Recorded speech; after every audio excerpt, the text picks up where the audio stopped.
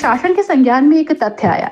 कई ऐसे शैक्षणिक संस्थान यानी कि जमी स्कूल हैं जहां पर छात्रों का नामांकन तो मान्यता प्राप्त विद्यालयों में दर्शाया जाता है, लेकिन वास्तविक पढ़ाई अवैध रूप से संचालित संस्थाओं में कराई जाती है।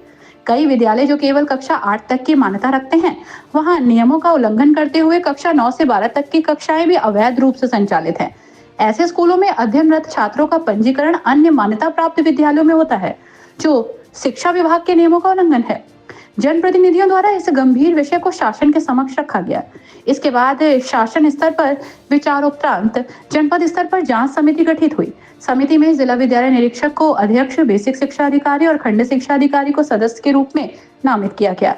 ये समिति प्रत्येक माह जिले में संचालित डमी और अवैध स्कूलों की जांच कर आख्या मंडलीय संयुक्त शिक्षा निदेशक एवं सहायक मंडलीय शिक्षा निदेशक को प्रेषित करेगी। प्राप्त रिपोर्ट के आधार पर संबंधित स्कूलों के विरुद्ध आवश्यक वैधानिक कार्रवाई होगी। ये पहल शिक्षा व्यवस्था की गुणवत्ता सुनिश्चित करने की दिशा में एक महत्वपूर्ण कदम है। सिटी चैनल से बात करते हुए जिला विद्यालय निरीक्षक देवेंद्र कुमार पांडे ने कहा कि स्कूल खुलने के बाद बड़े स्तर पर जांच की जाएगी और कमियां पाए जाने पर कार्रवाई होगी। इस संबंध में निरंतर शिकायतें प्राप्त हो रही हैं कि जो बेसिक शिक्षा परिषद से कक्षा 8 तक मान्यता प्राप्त हैं, वो 9, 10, 11, 12 की भी कक्षाएं अवैध रूप से संचालित करते हैं और अपने बच्चों को किसी मान्यता प्राप्त विद्यालय में अटैच करा करके और इस तरह से विद्यालय का अवैध रूप से संचालन कर रहे हैं। इस संबंध में शासन से एक पत्र प्राप्त हुआ है, जिसमें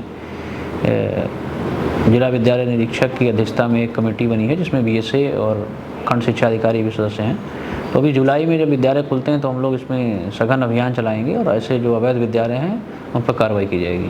कुछ कहना चाहते हैं मुरादाबाद के नागरिकों से इस विषय में? इस संबंध में मैं लोगों से अपील करना चाहता हूँ कि जहाँ अपने बच्चों का एडमिशन कराते हैं वो एक ज़रूर देख लें कि वो स्कूल मान्यता प्राप्त है कि नहीं।